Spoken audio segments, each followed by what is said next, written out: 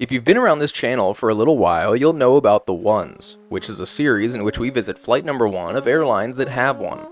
Today we're in Dubai as we'll be taking a journey on Emirates flight number 1, which operates to London Heathrow. I've also never flown Emirates business class before this trip.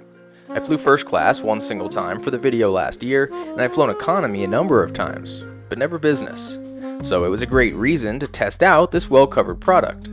We'll discuss why this is flight number 1, as well as a potentially troublesome future for Emirates, but the timestamps will be down below for those who want it.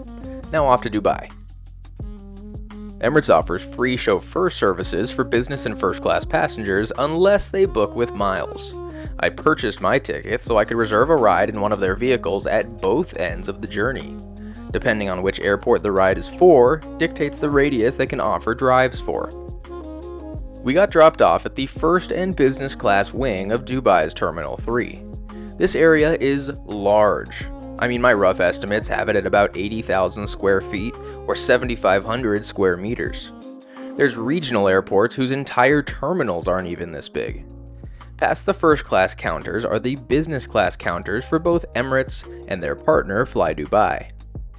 After check-in, the other nice thing about this terminal is it has its own outbound immigration and security checks.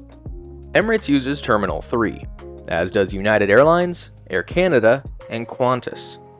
Terminal 3 has 3 concourses, but technically 4, it's just that B and C share a building. Our flight is out of the A gates, which means we have to hop on a train to get out to that concourse. Fortunately, it's not all that far from check-in, although ironically it's closer to the non-premium check-in. After our little adventure, we reached the A gates where we take a quick journey up the elevator. And this is the last we will see of this terminal, at least from this point of view, as we will head up to the lounge and board directly from there. There's elevators here in the center of the terminal to reach both the first and business class lounge. The business class lounge is actually the top floor, which seems a bit odd, although my hunch is because of the transit hotel. If I'm not mistaken, these 2 floors up here are the transit hotel, so there could be anyone with a reservation up there, looking down, and putting the first class passengers below the business lounge just adds a touch more privacy for them. Welcome to Emirates' A-Gate Business Class Lounge. These lounges are impressive for multiple reasons, but largely just how large they are. The lounges here span nearly the entire terminal, so I like to think that there's essentially 1 floor of the terminal for economy passengers, 1 for first class, and 1 for business class, all with varying amenities. Talk about a literal, physical, social hierarchy. Anyway, there's 2 sides to the lounge, but they are mirror images of each other. This is because of how big the lounge is, it allows everyone to be close enough to their gate. For starters, there's definitely no shortage of seating in the lounge. All along the hallway and in each nook, you'll find seats. Most of them aren't set up for working or eating, but simply just a place to rest for a bit. That being said, there are some that are better configured for sleep with lounge chairs, but also some more private cubicles in the back. Each one of them gets fresh blankets every so often too, so you don't have to worry about bringing your own stuff. Honestly, the lounge is super quiet too, especially overnight until like 10 a.m., so you'd have no problem with sleeping here, or at least I wouldn't. There's a business center with plenty of computers along with a meeting room and quiet spaces and printer, complete with the room's own coffee and water. There's a shoe shining stand and a charging station to lock devices up to charge while you do your thing. They do have a smoking room that's crazy big, like the size of an average business class lounge, and just for the smoking. It does have its own bar and also has a unique ceiling and chandeliers, something the rest of the lounge does not have. There's a kids room with some stuff I'm kinda jealous of, like racing games and stuff. Even the restrooms are ornate. There's shower suites as well, although I had a total brain fart and didn't leave enough time for a shower before departure. If you'd like some reading material, you're in luck as they have magazines and newspapers in different languages from different regions of our globe. There's also a few different dining options depending on what you're looking for. Near the end of the lounge is a bar with some small snacky things with coffee and water, and also had a trippy fountain with plane flying around a globe amongst a waterfall wall and a strange dome kind of thing above it. Then there's a simple buffet which had light options but a bit more substantial. But if you did want some meze selections while waiting for your flight, this would work for you. Then the last option is the fine dining. This was also set up as a buffet, but with the makings of a true meal. There was sandwiches, curries, and more stuff like that. Stuff from different regions of the world and specifically for breakfast at this hour. It also, however, has an ice cream cart. Now remember how I said the lounge is a mirror image of each other on either side of the check-in? Well, we just looked at all the stuff for gates A1 through 12, but if you depart from gates A13 to 24, you also have plenty of seating, sleeper chairs, business center, meeting rooms, printer, shoe shining, charging station, smoking room, kids area, shower suites, magazines, bar, light snacks, and fine dining. So actually, you can stay on your side of the lounge and not feel like you're missing out on anything. This also happened to be the day of the Trump-Harris debate, which was live on CNN. I'm not kidding when I say that every TV had it on and there was crowds around each one. And the next US-bound flight from the A gates was so far out that it wasn't even showing on the status board, so more than 4 hours at least. I know us Americans have this God complex where we think we're way more important than we actually are, but this was honestly a bit surprising. The lounge does offer some great views and natural lighting during the day. It's just a bit of a bummer how far from the window everything is, so you can't get a clean shot of the aircraft, but you can see the aircraft and get great pics of Dubai's iconic Terminal 3 building with all the Emirates wide bodies outside. It's definitely one way to set up a lounge, and honestly, with the capacity they see, I guess it makes sense. But let me know what you think of Emirates Business Class Lounge, and if you're curious about their B-Gate Lounge, check out my Fly Dubai video from last year. It seems like every day we hear a new story about such and such company had a data breach leading to thousands of people's public information being leaked. Or even what we know as data brokers who just collect public information about people. And you'd be surprised how much stuff is public information. Names, numbers, common sites, etc. All these data brokers have to do is collect all this to build a profile on you and sell it to the highest bidder. Scary stuff.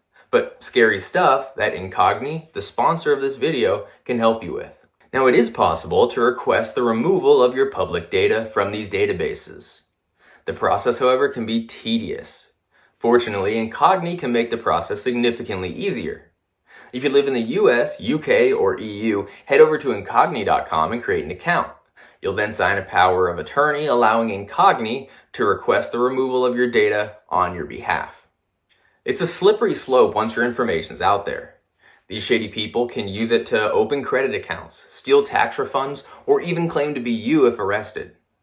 But with Incogni's help, you can feel safer knowing that there's a party out there working to unlist your available information. So, don't waste any time and use code PatrickShay to get an exclusive 60% off an annual Incogni plan. Or head over to Incogni.com/PatrickShay to use my limited time link. Now earlier I mentioned that we would be boarding directly from the lounge. And actually, if you walk around the lounge, you'll see signs for all the gates. And then during boarding, and shortly before, they'll throw the destination up there, just like the main part of the terminal. Looking over the edge at our gate, A16 for Heathrow, we see economy passengers sitting down there. Then the first class people who aren't visible, but there's an entrance there. And then up here we've got normal looking counters to scan our boarding passes at. You just have to remember that we're actually on the 4th floor or something. I do love boarding directly from the lounge even if it's rare, but it does help combat gate lice since you know that everyone else is in the same boarding sequence as you. After scanning our passes, we walked to the elevator and took it down 2 levels, past first class's lounge and to the upper deck jet bridge. This means that we literally never have to mingle with the economy passengers, which I am so tempted to make a comment on. We weren't in the best gate for shots of our airplane, but no worries in Dubai when there's 2 million more A380s within eyeshot. I also love boarding the upper deck just because look at the crazy curvature of the aircraft up here. But we also want to look at the crazy cabin as well. So without further ado, welcome to Emirates A380 Business Class.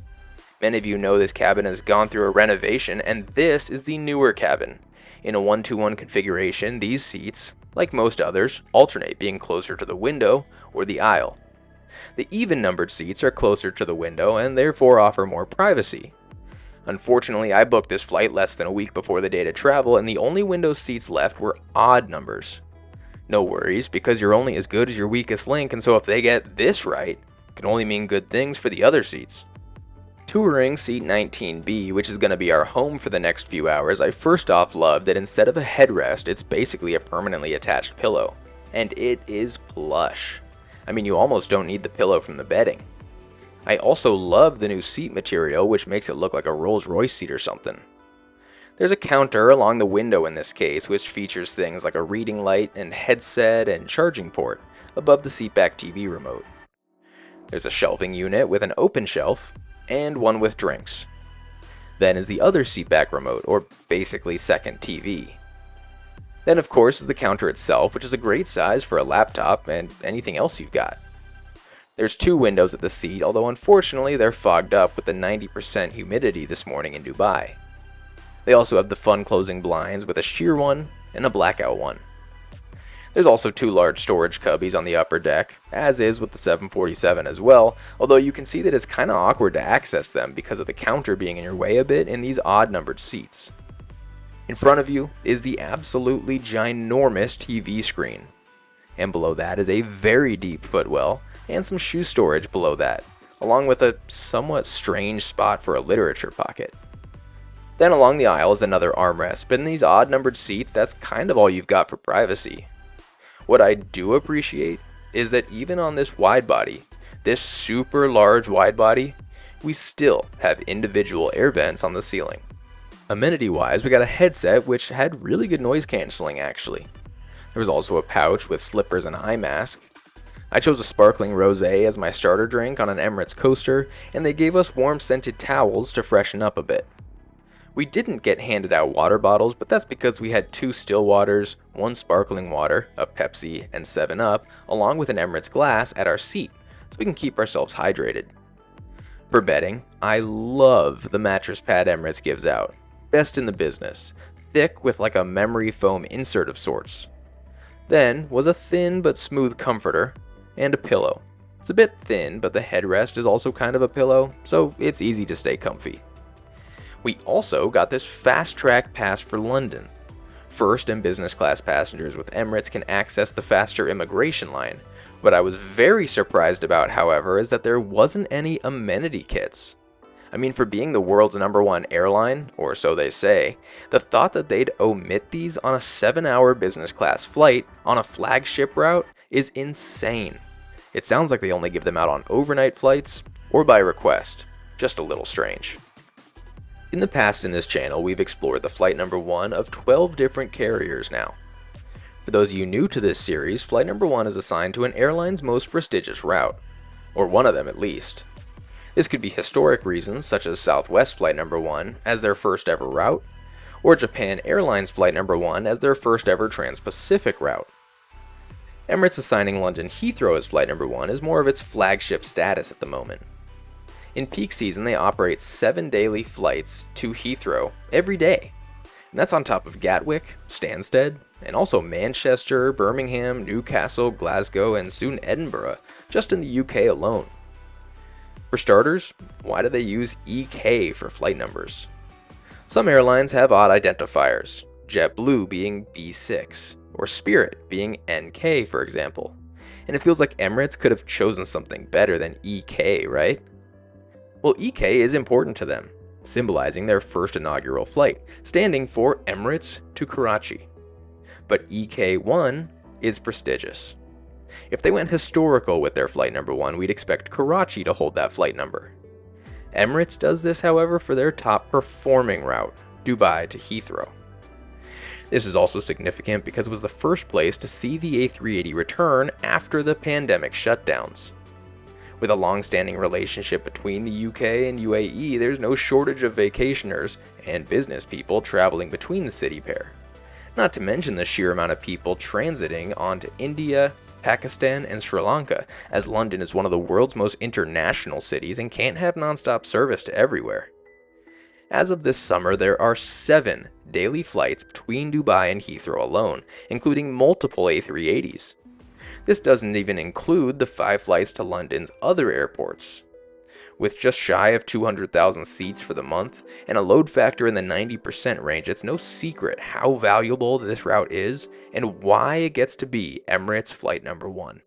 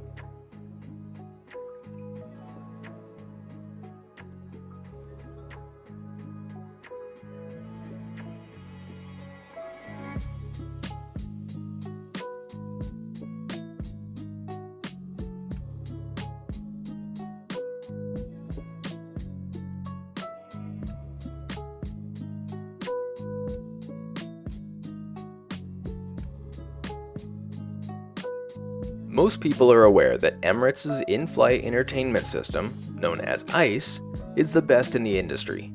I've covered it in depth in my Emirates first class video from last year, so simply put, ICE stands for three things: info, including things about the flight, Emirates, and Dubai; connectivity, with info on power, Wi-Fi, and chatting; and then obviously the entertainment, with the classic movies and shows and stuff. There's a million movies from every corner of the globe, which I guess is the way things have to be when you fly to 137 cities in 77 countries. The TV shows are also a great selection, just not a wide selection, but a fresh selection with the newest seasons of shows, and like full seasons. Obviously made easier by adding things to favorites. There's a great map where it can autoplay some different maps, or you can adjust it yourself. The best part though is the cameras. One on the tail, one on the nose, and one on the belly facing down. This can all be controlled with the touchscreen screen, the large tablet controller, and the seatback TV remote. You basically have three screens with the program on the main screen, the tablet being the controller, and the handset with the map. They do have Wi-Fi available on board, although this aircraft was having issues. There was eventually a message on the seatback screens telling us the Wi-Fi would be unavailable on the flight. All we see is the connection from each seat. We were handed a menu for the meals, and another for the wines.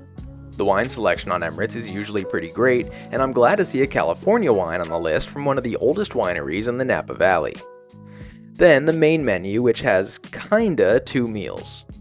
We're getting a small, cold meal after departure, and then an honest-to-goodness lunch before arrival. They were quick about getting the first meal out, bringing us a tablecloth, and then the one-tray service, unfortunately. The cold dish had cold cuts with egg, cucumber, and tomato. There was a cup of fruit and a choice of bread. I do love Emirates' silverware, ornate on one side, and the other side with the name engraved. I also chose to go with a coffee and apple juice for my drink. I figured a comfy seat would mean comfy bed. So first things first, we get it to lay flat while I stand awkwardly off to the side. You'll see that it does make a fairly large bed by business class standards, but the only drawback of this seat being the proximity to the aisle. Sure, the armrest makes it better than nothing, but it's nothing like having the counter there. Step 2 was laying the mattress pad down, which the crew offered to do for us.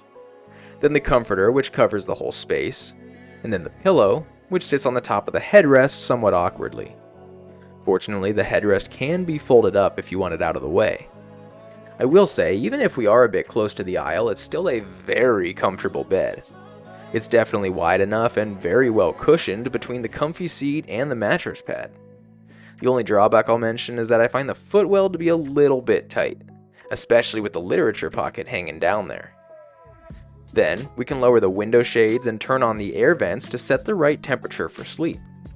I also like that Emirates puts the fake stars on the ceiling, which is a great touch when you're trying to get some sleep, especially overnight. One of Emirates' A380 selling points is the Onboard Lounge, accessible to the upper deck, which is all the business and first class passengers. On these renovated cabins, it seems that there's two configurations. Our bar has benches along each wall with seat belts for turbulence. There's also some counters for people who want to stand and hang out. Then the back wall has 3 baskets of snacks and sandwiches with a TV that would play live TV if the Wi-Fi was working, apparently. There was also some sweets on the counter, and then they brought some chocolates. They start in first class handing them out after the meal, and then the remainder get brought back here. The other setup has the bar in the center and then tables on either side. One table with basically a booth setup, and the other with a table in front of a bench-type seating along the wall. Not only do I like this setup, but apparently the crews do too, or so I hear, as they can all wait in the bar area whenever the seatbelt sign's on. Speaking of which, we can't go any further without discussing the crew. From economy to first class, the crews on Emirates are unmatched.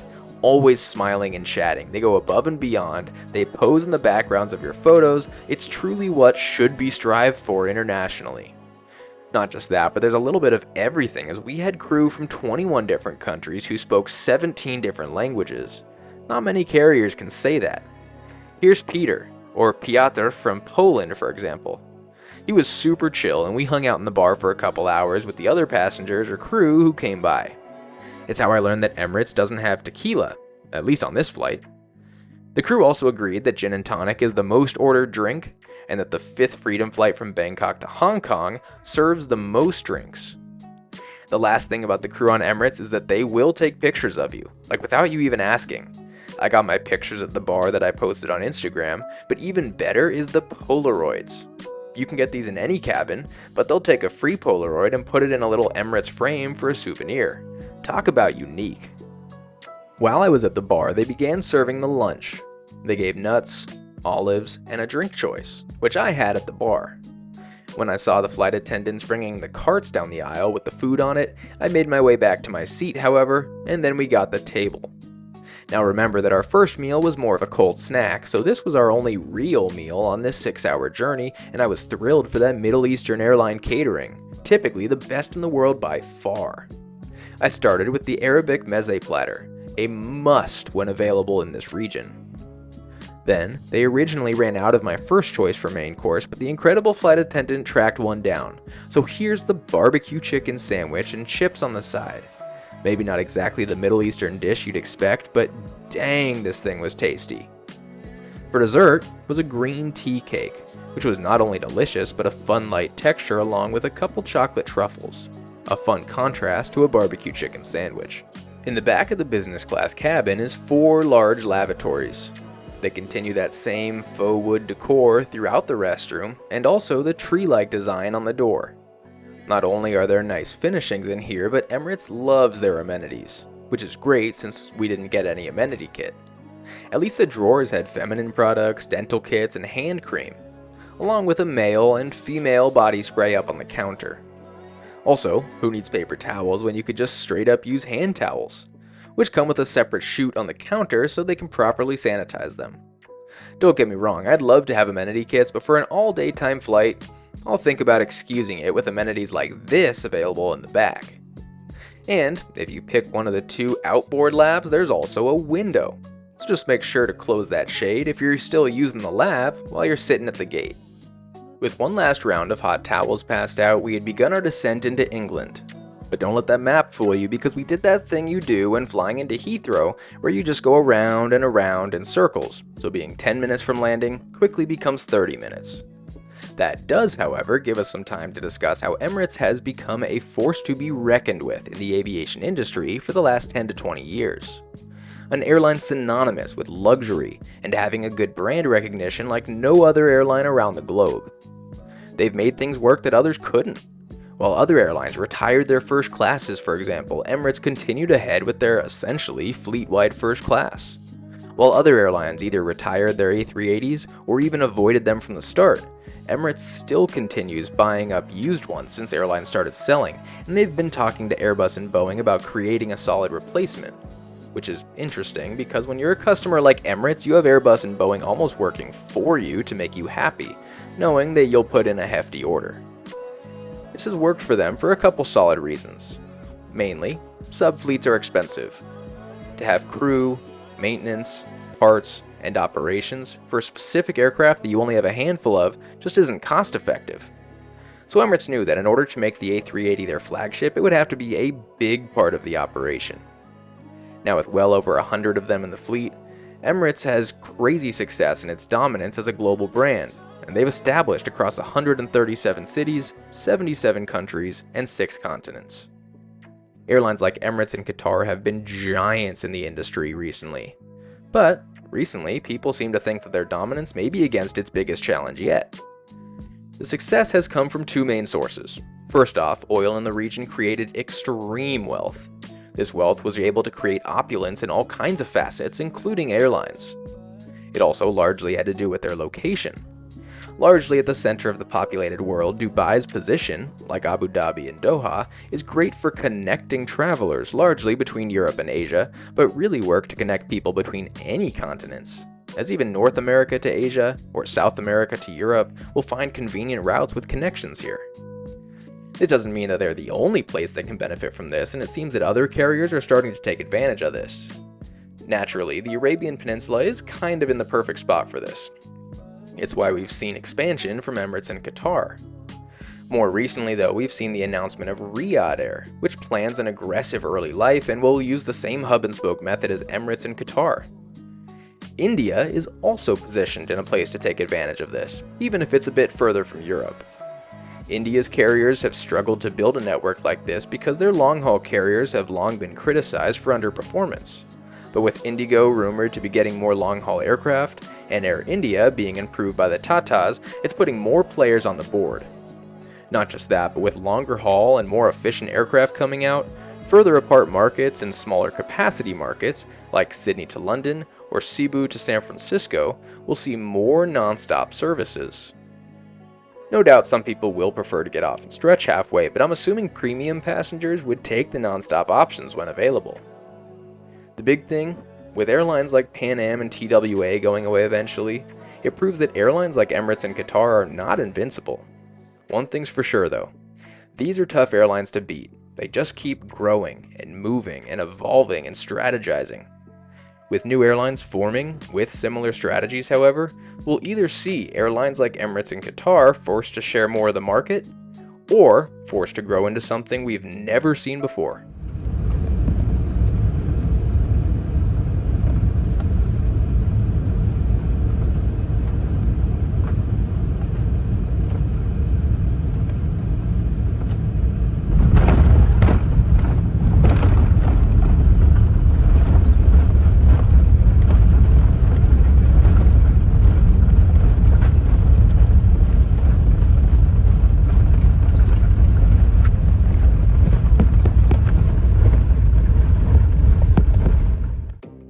I cannot believe that I still hadn't flown Emirates business class before this trip. As one of the world's largest airlines, they served a ton of routes that I've frequented. But other than my one first class flight to San Francisco with them, the rest have all been economy class. But that just made me that much more excited for this trip. I actually have some mixed emotions on Emirates ground product. And before y'all come after me, the lounges are incredible. They're huge, they have so many private spaces, different dining options, not to mention one for each wing of gates so that the overcrowding thing never really exists here. I could spend a full day just in the lounges and not get bored. The check-in area is kinda crazy to me. I just find it insane how large it is. It's nice to have it in a completely separate area of the terminal. Emirates just has too many dang premium passengers. Not their fault, honestly more of a praise. As soon as you get on board, it's apparent that they're just built different. The flight crews are unmatched. Each person I interacted with was great. I had conversations with many of them without feeling forced or anything. I would take a crew like this 365 days a year. I do think the seats are also great. I've never flown on their older product, which I know had a million negative reviews, but these ones are super comfortable and they look incredible. Just try to get one that's closer to the window. Food is another category where they were unmatched. A lot of flights of this length might only serve one meal at the beginning of the flight and then leave people to their own devices for the rest. Having a small cold meal after departure and a full meal closer to landing was a great move. And you do still have unlimited snacks in the bar area in the back, which by the way, is one of the best spaces you'll find on an airplane. They do offer some great bedding and amenities, but what the heck is up with this whole no amenity kit on daytime flights? When you operate flights around the globe, it might be sunny outside, but who's to say that it's not bedtime in my brain? You don't know where my circadian rhythm's at. Kinda weird for an airline of this stature to omit something like that. Emirates can be a bit more expensive in the premium markets, but I do feel that for the most part, they provide enough stuff to justify those costs. I'm just amazed it took me this long to try it out, but hopefully I'll be back sooner than later. Let me know your thoughts down below, however, and until next Sunday, safe travels. I'll see y'all next time.